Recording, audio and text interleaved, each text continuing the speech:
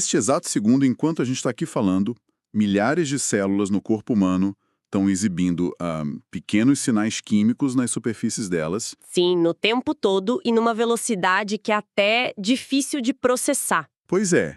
E se um desses sinais estiver minimamente errado, tipo só um pouquinho fora do padrão, uma equipe de assassinos de elite executa a célula sem a menor hesitação. Sem fazer perguntas e sem aviso prévio. Exato. E olha, isso não é o roteiro de um thriller de espionagem distópico. É só a rotina operacional do nosso sistema imunológico. E essa vigilância implacável, silenciosa, é o preço absoluto da nossa homeostasia, do equilíbrio do corpo. Porque a imunologia raramente se resume a uma questão de muralhas passivas contra invasores. Uhum. Trata-se de um processamento de dados massivo em tempo real, sabe? Comunicação celular criptografada e muita adaptação para garantir que o organismo continue funcionando num ambiente que, do ponto de vista microscópico, é extremamente letal. E é por isso que a nossa sessão de hoje aqui no canal é totalmente dedicada a mapear essa rede fascinante. A missão dessa nossa análise é desmistificar aquele guia acadêmico super denso, ou Introdução à Imunologia, e traduzir tudo isso para quem nos escuta. E transformar jargões médicos numa narrativa que faça sentido. Isso, porque o grande quebra-cabeça que a gente quer resolver hoje é como é que bilhões de células conseguem coordenar um ataque letal e diferenciar de forma impecável o que é o eu do que é um invasor. E pior, sem destruir o próprio território no processo, né? Nossa, sim. E essa discriminação entre o que pertence ao nosso corpo e o que é estranho a ele é literalmente a base de toda a sobrevivência humana. O que a gente vai explorar hoje são as mecânicas que sustentam essa inteligência biológica. Desde as defesas primárias até as aplicações médicas mais vanguardistas que a gente tem hoje em dia. Com certeza. Mas antes da gente mergulhar nos microscópios e nas proteínas, a própria mudança de mentalidade da humanidade sobre esse assunto é reveladora. Tipo, a palavra em si, né? Deriva do latim, de immunis. Isso, que era aquele status jurídico lá na Roma Antiga. Exatamente. Aquele status que tornava os senadores romanos intocáveis por processos legais. A medicina acabou adotando o termo quando começou a observar pessoas que, misteriosamente, pareciam intocáveis pelas pragas. Só que o verdadeiro salto científico ocorreu quando a gente abandonou a mera observação e passou a buscar os mecanismos de verdade. Uhum. Lá no final do século XVIII, a gente tem aquele marco do Edward Jenner, em 1796. Ele notou que as ordenhadoras, as mulheres que tiravam leite das vacas... Tipo a Sarah Nelmes, que o material cita. Isso, a Sarah Nelmes. Ela e outras ordenhadoras que pegavam a varíola bovina, que era bem mais branda, simplesmente não contraíam a varíola humana, que era altamente letal. Beleza, vamos destrinchar isso, porque é muito louco. O Jenner pegou o pus da varíola bovina e inoculou num menino de 8 anos, o James Phillips, né? Exato, e isso provou que a imunidade poderia ser transferida e induzida, criando o termo vacinação, que vem de vaca mesmo. Sim, mas o que eu acho mais revelador não é apenas o fato da vacina do Jenner funcionar. É a confusão generalizada que veio depois sobre o porquê dela funcionar. Ah, sim. A teoria do século XIX... Pois é. Décadas depois, no final do século XIX, o Robert Koch provou que micro-organismos causam doenças. E o Louis Pasteur desenvolveu vacinas contra a cólera aviária e contra a raiva. Só que a teoria do Pasteur estava, conceitualmente invertida. Totalmente de cabeça para baixo. Ele acreditava que a vacina consumia os nutrientes do hospedeiro, essencialmente matando a doença de fome. Ele via isso como um problema de recursos locais. Sim, era a ideia de que o corpo fazia um cerco medieval contra a bactéria. Sabe aquilo de corta a água e a comida do castelo até o inimigo se render? Era isso que ele achava que o corpo fazia. O que é fascinante aqui é como a ciência precisou de um experimento extremamente elegante para destruir essa teoria do cerco passivo, porque não era nada passivo. E como é que eles derrubaram isso? Na década de 1890, o Emil von Behring e o Shibasa Saburo Kitasato provaram que a resposta era ativa e que era liderada pelos anticorpos. A forma como eles provaram isso foi genial para a época. Eles imunizaram animais contra tétano e difteria, certo? Isso. E aí, eles extraíram o sangue desses animais imunizados, removeram todas as células do sangue, deixando só aquele soro líquido. E aí, ao injetar apenas esse líquido purificado em animais que não tinham imunidade nenhuma, a proteção era transferida instantaneamente contra as toxinas. Exatamente. Mas espera, se eles injetaram apenas o líquido, totalmente livre de células brancas, de defesa, isso provou que a defesa não dependia exclusivamente das células entrando num combate físico corpo a corpo, mas sim de moléculas químicas flutuando ali no plasma. Exatamente isso. Havia uma substância solúvel e altamente específica neutralizando a ameaça. Essa comprovação foi tão importante que valeu o primeiro Prêmio Nobel de Medicina, lá em 1901, para o von Behring. Caramba! Transformou completamente o paradigma. A imunidade passou a ser vista não como escassez de alimento para a bactéria, mas como uma rede que distribuía marcações precisas para neutralizar as toxinas. Só que a biologia adora uma controvérsia ferrenha, né? Porque na mesma época tinha um outro cara, o Elie Metchnikoff. Sim, o pai da imunidade celular. Pois é, ele estava observando células no microscópio que simplesmente engoliam os micróbios inteiros, os famosos fagócitos. E aí começou um embate gigante entre a escola celular do Metchnikoff e a escola humoral do Behring, que dividiu os cientistas. E o Metchnikoff subestimava muitos anticorpos. Ele argumentava que as defesas celulares, os fagócitos, eram as únicas que importavam. Era uma briga de ego quase. Quase isso. A resolução desse conflito só veio um tempo depois, em 1904, quando o Almroth Wright e o Joseph Denis demonstraram o fenômeno da opsonização. Opsonização, que é quando os dois lados percebem que precisam trabalhar juntos. Exato. Eles mostraram que o sistema não é uma competição, é uma cooperação bélica. Os anticorpos funcionam como miras a laser, sabe? Marcando os alvos invasores de uma forma inconfundível. Já os fagócitos são a artilharia pesada que precisa dessa marcação química para saber quem engolir e destruir com eficiência. Então temos uma cooperação perfeita entre as miras a laser e a artilharia pesada. Mas, logisticamente, onde é que essas tropas ficam aquarteladas? Porque uma inteligência de defesa dessa magnitude precisa de bases de operação muito bem estruturadas. Com certeza. Toda essa rede tem sua origem lá na medula óssea vermelha. É lá que operam as células tronco hematopoéticas pluripotentes. É um nome bem intimidador, né? Mas basicamente elas são as geradoras de todas as linhagens de defesa. Elas se dividem principalmente em linhagens mieloides e linfóides. A medula e o timo são o que a gente chama de órgãos linfóides primários. Que funcionam como academias de treinamento de elite. Exato!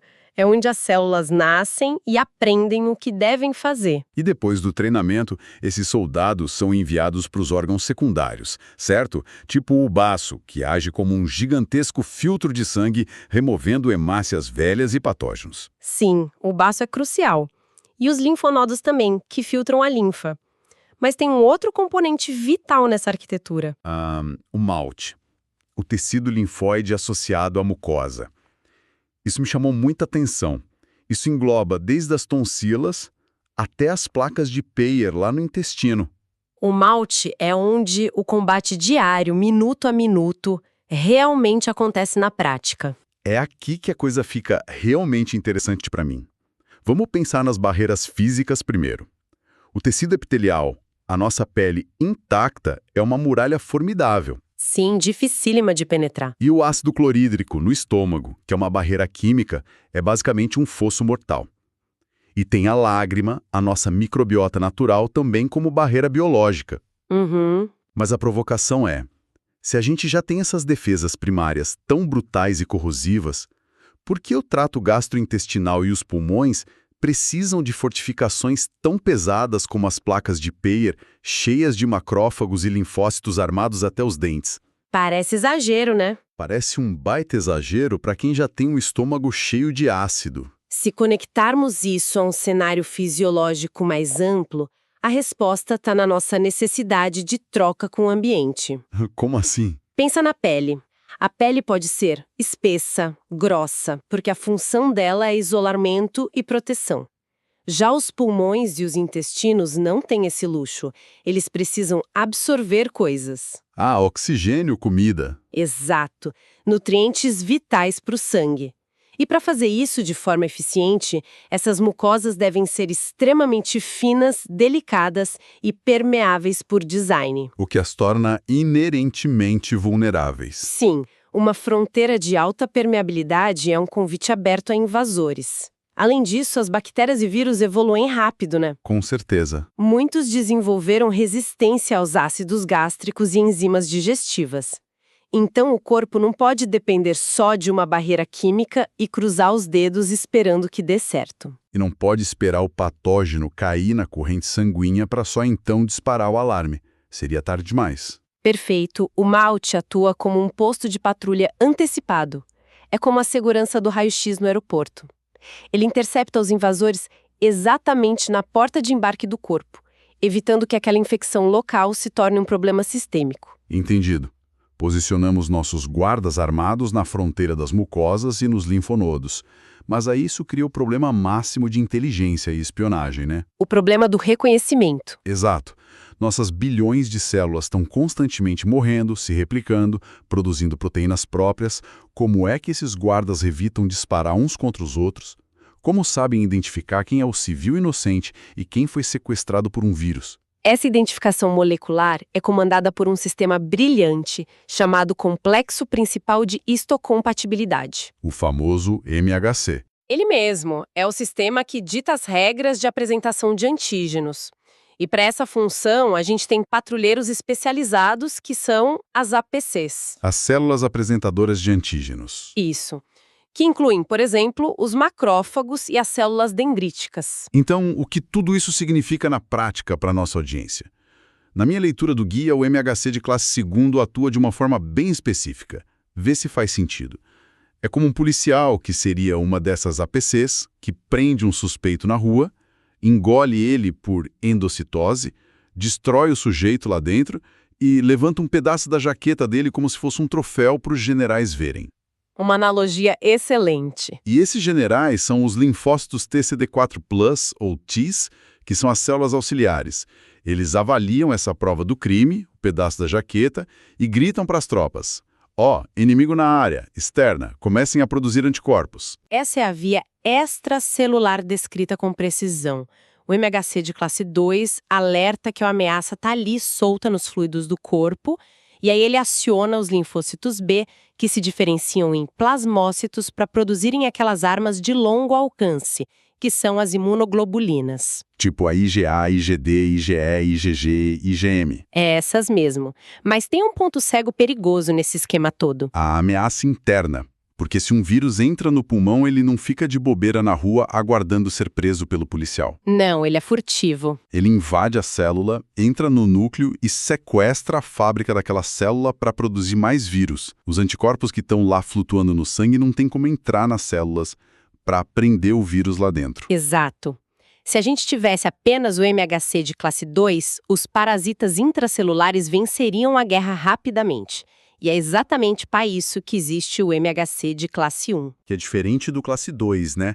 Porque o classe 2 é restrito àquelas células de guarda, os policiais. Isso, o classe 2 está só nas APCs. Já o MHC de classe 1 está presente na membrana de absolutamente todas as células nucleadas do corpo. O que quer dizer que toda célula tem uma vitrine. Mas o que ainda me confunde é o seguinte: a literatura diz que a célula normal fica constantemente triturando suas próprias proteínas, normais do dia a dia, e exibindo esses fragmentos na vitrine do MHC de classe 1. O tempo todo sintetizando e mostrando. Como é que os assassinos do sistema imunológico olham para essa vitrine cheia de pedaços de células do próprio corpo e não explodem tudo? Isso levanta uma questão importantíssima sobre o conceito de tolerância imunológica central. A genialidade evolutiva da coisa. Conta mais. Quando os linfócitos nascem e vão treinar no timo, eles passam por um escrutínio mortal. Literalmente, qualquer linfócito T que demonstre afinidade em atacar as proteínas saudáveis e nativas do corpo recebe um sinal para cometer apoptose. Que é o suicídio celular programado. Exatamente. Apenas os linfócitos que conseguem ignorar o eu sobrevivem ao treinamento e vão para a circulação. Nossa, é uma lavagem cerebral brutal para garantir que o exército não se volte contra os civis. Então, voltando ao cenário do vírus, quando uma célula pulmonar é invadida e começa a fabricar peças virais, obrigatoriamente alguns fragmentos desse vírus acabam indo parar na vitrine do MHC de classe 1 daquela célula, certo? Perfeito. E como esses fragmentos virais são desconhecidos para a tropa de defesa, ou seja, não fazem parte do eu que eles aprenderam a ignorar no timo, os linfócitos T, CD8+, que são as células citotóxicas, reconhecem a anomalia quase que imediatamente. A célula infectada está basicamente colocando uma placa na janela dizendo: a ameaça está aqui dentro. O chamado vem de dentro de casa. Me destrua para salvar o tecido ao redor. E a execução é sumária. O linfócito T CD8+ induz a apoptose dessa célula infectada, interrompendo a linha de montagem viral de forma definitiva. É uma separação tática inacreditável. O classe 2 lida com ameaças fora da célula pedindo ajuda de longo alcance com anticorpos. E o classe 1 lida com ameaças internas, acionando assassinos de curta distância. É o equilíbrio perfeito. Mas aí vem a pergunta. O que acontece quando esse processo rigoroso de tolerância no timo falha? Porque a gente sabe que a máquina biológica, por mais brilhante que seja, tem suas panes, né? Tem. E as consequências são sérias. Quando o sistema perde a tolerância ao próprio tecido, surgem as doenças autoimunes. Que é quando o maquinário confunde tecido saudável com um invasor. Exato. Na esclerose múltipla, o sistema ataca a bainha de mielina dos neurônios. Na artrite reumatoide, ataca as articulações. O lúpus também é um exemplo clássico. E não para por aí. Temos as imunodeficiências, como a AIDS, onde o sistema se torna incapaz de montar uma resposta, e as alergias, onde o alerta soa em nível máximo contra agentes que são totalmente inofensivos. Tipo poeira, pólen, amendoim. E, sabe, o choque de realidade de estudar essas dinâmicas celulares no material é que as consequências disso ditam até o modo como a gente projeta nossos escritórios hoje em dia e como a gente vive em sociedade. Como assim? Pensa no caso prático que o IA traz. O caso do MHC é o principal limitador nos transplantes de órgãos, o que afeta diretamente o mundo corporativo e a logística de recursos humanos. Ah, sem dúvida, porque o órgão doado tem um MHC diferente do receptor, né? Então o sistema imune não vê aquele coração ou rim novo como uma cura. Ele vê como um corpo estranho gigantesco e super perigoso. E para que não haja uma rejeição fulminante, o paciente precisa tomar medicamentos imunossupressores para o resto da vida, essencialmente reduzindo a eficácia da sua própria linha de defesa propositalmente. O que exige adequações logísticas seríssimas no trabalho dessa pessoa. Exato, como a gente viu no estudo de caso da Juliana, que é uma gestora de RH. Ela precisou proteger funcionários de uma empresa de logística que trabalhavam sobre imunossupressão pós-transplante. Uma responsabilidade gigante. E a solução passou por coisas como flexibilizar o trabalho remoto, especialmente nos picos virais, e instalar filtros de ar EPA na empresa. Olha como isso é louco, como o filtro EPA compensa mecanicamente o que os linfócitos do paciente não conseguem fazer quimicamente. Os filtros EPA retêm partículas e aerossóis minúsculos no ambiente fechado, o que diminui drasticamente a carga viral circulante no ar. Quando um funcionário não tem um exército robusto de linfócitos T CD8+, para eliminar infecções respiratórias ali no nascedouro, a estratégia é evitar que a ameaça sequer chegue perto do malte pulmonar. É a engenharia predial fazendo o papel da barreira profilática que a medicação enfraqueceu. É fascinante. O ambiente externo compensando a falha induzida do ambiente interno. O que nos leva ao ápice da ciência moderna explorada nesse material. A nossa capacidade de intervir não apenas para proteger de fora, mas para treinar o sistema imune com precisão absoluta lá dentro. A vanguarda da medicina. O trabalho da pesquisadora Clara me pareceu pura ficção científica. Desenvolver uma vacina com adjuvante direcionada diretamente ao malte através de vetores virais. Como funciona essa tática do vetor viral para quem está escutando a gente? O conceito do vetor viral é pegar um patógeno real e transformá-lo num mensageiro inofensivo. Então você pega um vírus comum, como o adenovírus, retira totalmente a capacidade dele de se multiplicar e causar doenças. Ele fica oco, digamos assim? Fica oco de doença. E aí a gente insere nele apenas o material genético do alvo que a gente quer combater. Digamos, a proteína de um vírus pandêmico perigoso. Cara, é literalmente o cavalo de Troia celular. O adenovírus inofensivo invade o malte respiratório e entrega as instruções genéticas, fazendo as próprias células do corpo exibirem o antígeno sem que haja qualquer infecção real acontecendo. Exato! E aí o corpo monta a sua memória imunológica, ativando linfócitos T e B ali no local, criando a defesa antes da guerra de verdade começar. A inovação é cirúrgica. E tem mais, se a vacinologia é a arte da prevenção, a imunoterapia é a arte do combate reconfigurado. Que é outro ponto altíssimo do nosso material. Sim, porque durante décadas a gente tratou doenças severas, tipo câncer, de forma destrutiva, tentando aniquilar o invasor à base de drogas agressivas que atingem o organismo inteiro. É o famoso bombardeio em área da quimioterapia tradicional, que destrói células de divisão rápida do tumor, sim, mas cobra um preço colossal dos tecidos saudáveis. O cabelo cai, a imunidade zera. Isso nos traz ao caso da doutora Helena, que revolucionou essa abordagem num paciente com um melanoma superagressivo. O problema do câncer é que, como o tumor surge de células do próprio paciente, ele possui o MHC de classe 1 original nativo. Ou seja, ele se camufla perfeitamente. O câncer é o grande mestre da evasão. O tumor sofre mutações, mas para evitar a aniquilação, ele expressa moléculas na sua superfície que enviam sinais inibitórios para os linfócitos T. Ele exibe tipo um passe-VIP falso para os guardas, como se dissesse aos assassinos do sistema imune: ó, relaxa, sou um cidadão em paz, não precisa inspecionar minha carga. Perfeito, é exatamente isso. O tumor dá um curto-circuito na resposta de defesa nativa.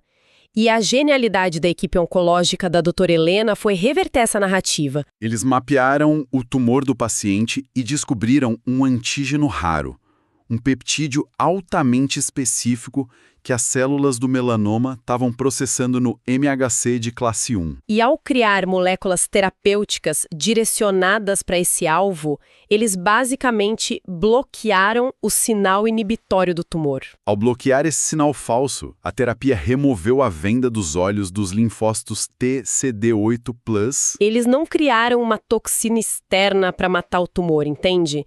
Eles reprogramaram a leitura de reconhecimento facial do sistema imunológico. Isso é absurdo de genial. As células de defesa viram o antígeno mutante, perceberam que o passe-VIP era uma fraude grosseira e iniciaram um ataque massivo e focado exclusivamente no melanoma, poupando os tecidos saudáveis em volta. E o tumor regrediu devido ao próprio exército do paciente. O delicato balanceamento da homeostase foi restaurado pela inteligência do próprio corpo, só que guiada pela ciência. Fica muito evidente para nós que compreender essa rede não é só um preciosismo acadêmico. O corpo não é uma máquina estática que só precisa de combustível e reparos mecânicos. De jeito nenhum. É um ambiente super dinâmico de negociação e letalidade constante, cujo idioma a gente finalmente está começando a falar e até a reescrever. Sem dúvida. A jornada intelectual até aqui é impressionante. Se a gente olhar para trás, e resumindo tudo que vimos hoje, partimos daquela observação pragmática do Jenner, com as camponesas infectadas com varíola bovina, atravessamos as revelações do Behring e Metchnikoff sobre anticorpos e opsonização, desvendamos a arquitetura incrível das fronteiras nas mucosas com o malte. E finalmente chegamos a essa era onde conseguimos interceptar os diálogos moleculares através do MHC, manipulando essas conversas para forçar regressões tumorais e combater infecções em tempo real. O conhecimento imunológico realmente empodera nossa saúde. O que nos leva a uma reflexão inescapável para quem acompanha a gente fechar esse raciocínio hoje. Pensa comigo. Durante milênios, o sistema imunológico humano funcionou como uma imensa e brutal biblioteca de memória. Cada anticorpo produzido, cada linfócito T treinado no timo, são registros de confrontos sangrentos moldados pelos micróbios e pragas que dizimaram nossos ancestrais. Uma biblioteca escrita a sangue, literalmente. Sim, nossa imunidade foi construída inteiramente de forma reativa e sob a força cega da seleção natural. Mas hoje, através dos vetores virais que a gente usa nas vacinas inovadoras e dessa imunoterapia que recalibra o MHC de classe 1, os humanos começaram a tomar a caneta das mãos da evolução. Uma baita mudança de papel. A gente está escrevendo os próximos capítulos dessa biblioteca de maneira intencional, injetando códigos sintéticos para treinar nosso exército interno contra inimigos que muitas vezes nem existem na natureza em larga escala. Então a pergunta é: como essa educação sintética e contínua do nosso próprio sistema de defesa moldará o futuro biológico e celular da humanidade nas próximas gerações? Fica aí o questionamento para vocês refletirem sobre a ciência operando silenciosamente dentro de vocês neste exato momento. A gente se vê no nosso próximo mergulho profundo. Tchau, pessoal! Tchau, até a próxima.